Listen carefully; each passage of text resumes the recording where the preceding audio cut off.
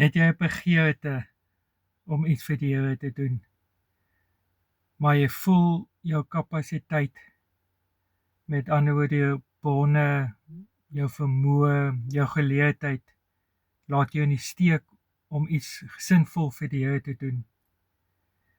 Wil ek vandag met jou gesels dat die Here elkeen van ons gebruik waar ons is, soos ons is.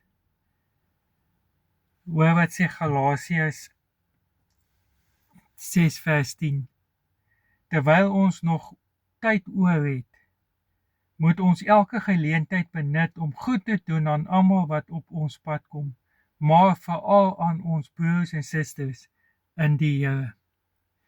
Nou, het jy al 'n klippie in die dam gegooi? Jy het 'n stiltam. En sodra jy daai klippie ingegooi, dan maak hy sulke kringe, sulke rimpel effek.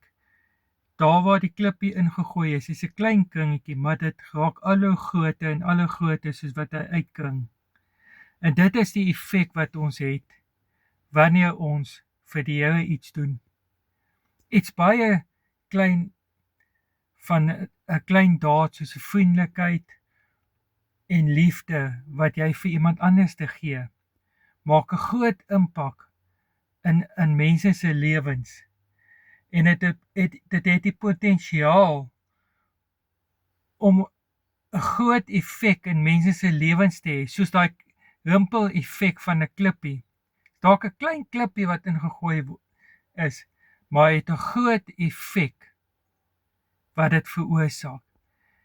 So, moenie dink hoe klein of hoe gering dit wat jy ook al iemand anders te doen, dat dit nie 'n effek sal hê nie, want dit het. So, wees net altyd bereid om iets vir God te doen, daar waar jy jouself bevind. God bless.